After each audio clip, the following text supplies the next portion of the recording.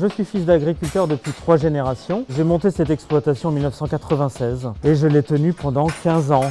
À partir de 2008, on a eu pas mal de difficultés économiques à cause de la crise laitière.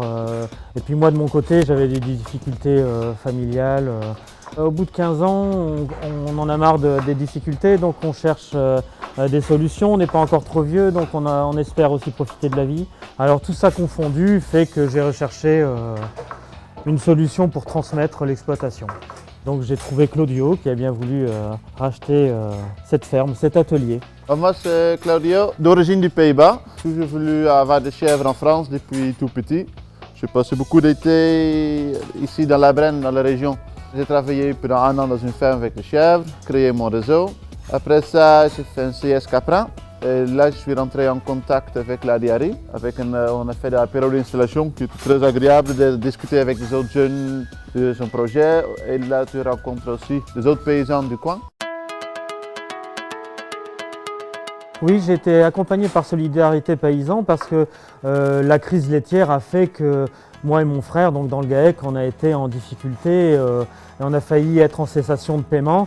La Diary qui nous a conseillé avec Solidarité Paysan, avec la banque, le notaire et toutes les difficultés autour, ils ont tous écouté et ils nous ont vraiment aidés à trouver des solutions et pour que ça avance. Parce qu'au moment où on était bloqué, moi je ne pouvais pas reprendre, toi tu ne pouvais pas partir.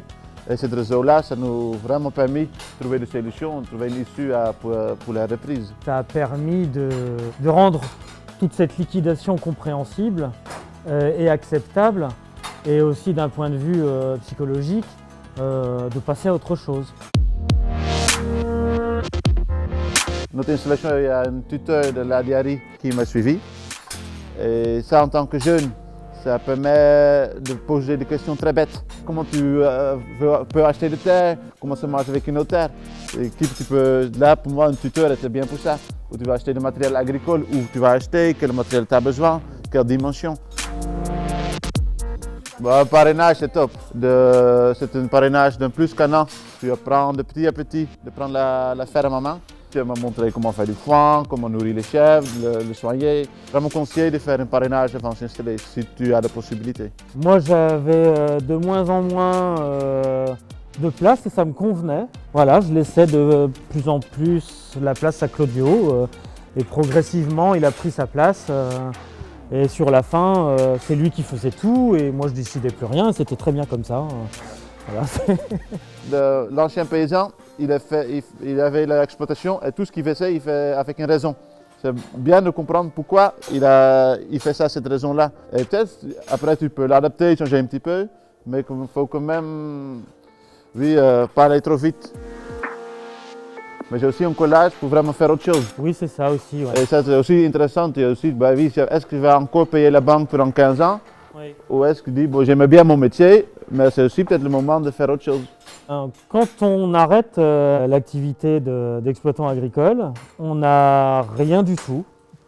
On a la solution de demander le RSA ou alors de trouver un travail tout de suite. Et donc j'ai trouvé un travail tout de suite. Et puis ensuite j'ai décidé que j'allais reprendre mon activité qui ne m'avait jamais lâché depuis l'adolescence, l'apiculture. Et donc j'ai décidé de rentrer en portage avec la SIAP Centre Val de Loire.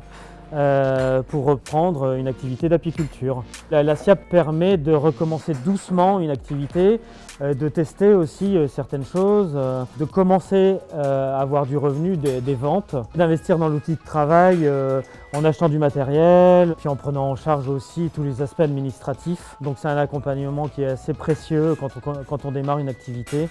Comme ça, l'activité étant en route, ça facilite grandement les choses. Le banquier dit rarement non à une activité qui est déjà en route finalement.